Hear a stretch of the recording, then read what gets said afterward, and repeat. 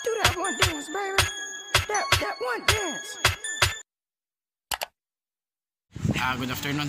Please follow Nardo Cativo page sa YouTube, and daghan ni siya mga makalingaw na mga content o mga kuan. Isa po ni siya sa mga kuan ato nga leader diri sa Samal, sa barangay Kagawad sa barangay Balit. Let us follow his page, support local, para ma-enjoy daghan tag makita na mga nindot sa Samal ug sa pwede to i-promote sa tuwang isla. Mao lang to, salamat. Hello guys, welcome ulit sa aking channel. So guys, don't forget to like and subscribe, paki-share na rin. So ang nahitabo ganina guys, deed of use of root for the establishment of TESDA Provincial Training Center, Barangay Libuak, Babak District, Island Garden City of Samal. So naa si Secretary Isidro S. Lapina ganina, at ang secretary sa TESDA with the city mayor. So guys, watch out sa ilang mga videos kanina. Sa ato ang bisita karong tugtaga kang secretary sa TESDA kay General Isidro Lapena. Si General Lapena is no stranger no sa akoa, kay kung ang ako ang kinamanghuran na igsuon na babae ug ang anak niya na babae, schoolmate o classmate sa Ateneo High School sa una. Ug siyempre kang engineer Makapili, TESDA Regional Director, kang sa ato ang host barangay kang Kapitan Ordanesa uban sa iyahang mga kagawad na naa diri karon, kang Purok Chairperson Mariones ug sa iyang dakong pasalamat sa Island Garden City of Samal na ang giplano sa una na nagig karon. Ug katong mga panahon na murag kaduhan na sir na wala ta nag-meet no, ug sabagay ikatulo mao daw ng swerte ikatulo ron. Pero kuyag og si General Lapena, silingan na ninyo diri sa kinaamin sa Pikas Barangay sa Sitio Angas, San Antonio. So, silingan lang na taga-babak na po din si General. Og katong sulti ni sa TESDA pero kay ninyo na ay grasya na ihatag si TESDA Director, si General Lapena sa atua, na ginahanglan sila og luna. So nahuna-hunaan ako ni kining kapkinina propiedad sa syudad kaning Kapluan man kay naay Tagalog diri wala. Ako naay Tagalog, Tagtuon og Bisaya. Ito General kini ang plano unta sa syudad ani sementeryo. Yang na may tubig. So lisod po kung sementeryo masuk ko si asa na to si Purok Chairman. Sabagay mas maayo man silingan ang patay kay di ko hinabot. Pero pag ingon nila na naay building, dire kay it is a TESDA Learning Center, I'm sure daghan silang mga pwede mahimo diri, especially in agriculture. Hopefully meron tayong agricultural processor, especially karon na pandemic, karon nato nakita unsa ka importante ang agriculture panahon sa pandemic. Okay, wala naman nato gitagad ding agriculture diring dapita, wa na kay kabaw General, wa na kay kabayo kay giilisa na magmotor.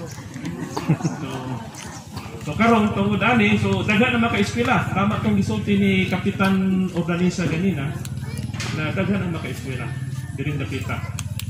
Textbook man so especially karon na daghan mga kumpanya ang nangita og mga MC2, MC3. So dakong tabang ni dili lang sa baka savings o pamasahe, pati na pod sa safety no ang ato ang mga anak. Di na ta mag-uol na ato sila layo kay na diri.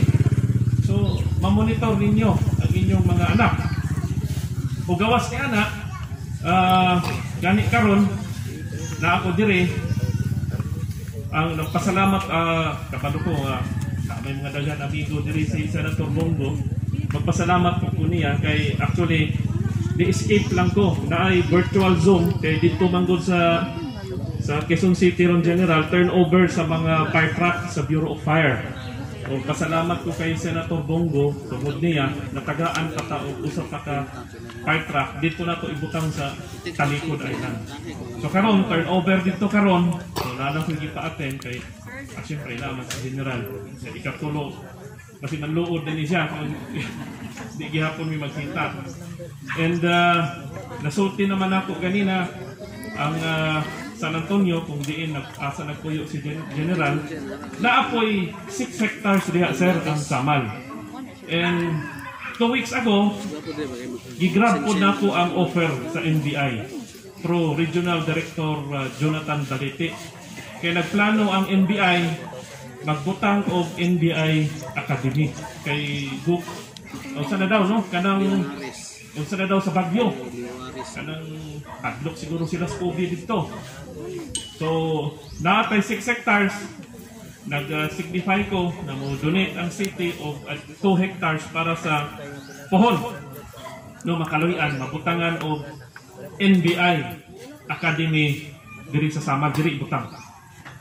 So katong gusto man this structure nakapag-umpisa agad yan. At saka yung manpower complement, may manpower complement na rin tayo rito na i-forward na sa DBM. Actually this was approved by the cabinet already at magkakaroon ng mga 5 na plantilla position para dito. So yung 5 na yan, pag nagkaroon na ng hiring, we will prefer yung taga dito sa Samar para hindi na kailan pang mag-cross ng channel taga rito na. Yung mga taga Samar, for as long as you are qualified, then you will be priority sa hiring. So kanto lang kung training bali 4 na training plantilla position at saka isang administrative position yan. At that will be published very soon. Siguro within the year mapapublish na yan. At the construction of the structure will start very soon also. And we hope that by the first quarter of next year, kasi kung naman na ngayon, October, November naman. So by the start of next year, we can start the training already. Actually, pag-construct po ng ano na yan, nung building na yan, that will be the start of the training already. Kasi yung tawag namin yan, training kung production. So it is a scholarship, yung mga i-train sa carpentry, masonry, plumbing, electrical, yan na po yung start ng training natin dito. Ang tawag namin dyan is training kung production. So yung 600 para sa mga construction materials yan, yung labor, yun na yung training na mismo. At yung sa carpentry or sa masonry, siyempre dito na natin kukunin pati yung yung electricity at saka plumbing. Sino yung gustong mag-training ng carpentry dito? Siyempre mauuna yung mga taga rito. So isabi ninyo yung sa mga ating mga kababayan dito sa Purok as well as dito sa barangay na they will be priority in dito sa training na yan. Carpentry, masonry, plumbing, welding, kasama ng welding. Yung yun, mga specialized training yan, yung welding. So yun ang mga una nating i-open dito. This will actually start of the training already. So ganun po ang plano ng test rito. At that is just a start. And then we will go, once na andyan na yung facility, we will go to tourism. So ang laki ng ang kailangan na training sa tourism natin dito. So and we will be coordinating with our CITEC, yung ating Community Training and Employment Coordinator, para sa need ng city.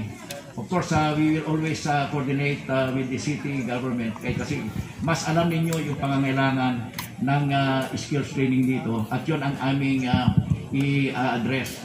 Kung ano ang sabihin ni Mayor at sa kanyang mga staff niya dito, we will adjust our training to the need of Igatos. So yun po ang plano ng TESDA rito at I really hope that we can start by next year. But pero I'm now giving instruction to the regional director to start the planning and the construction of the 4-bay building dito sa barangay Libwak o Babak ng Island Garden City of Samar. So in behalf of a grateful TESDA Mayor, I would like to thank you and for giving us this opportunity to serve our kababayan in this place of our country, the Island Garden City of Samar. Maraming salamat po. There you have it, no? Atong nagumug atong mensahe sa atong halangdong Secretary Isidro S. La Peña ug mga umaabot na plano og skills training para diri sa Island Garden of City of Samar. So karon no, we will request of TESDA 11 okay. Para at least project of the Island Garden City of Samar.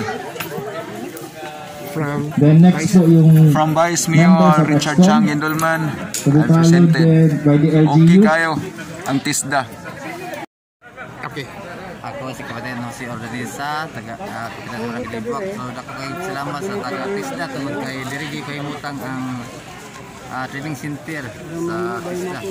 Din kita mga sa ang maong pagsayin sa Adedo Yusuf Rak sa atong secretary sa TESDA si Secretary Lapinya. So kanilang nagkasalamat sa ilaha o kang labi ka mayor nga mao yun nagpagamit sa area nga mao'y pagabutangan sa mong proyekto. Nagkasalamat.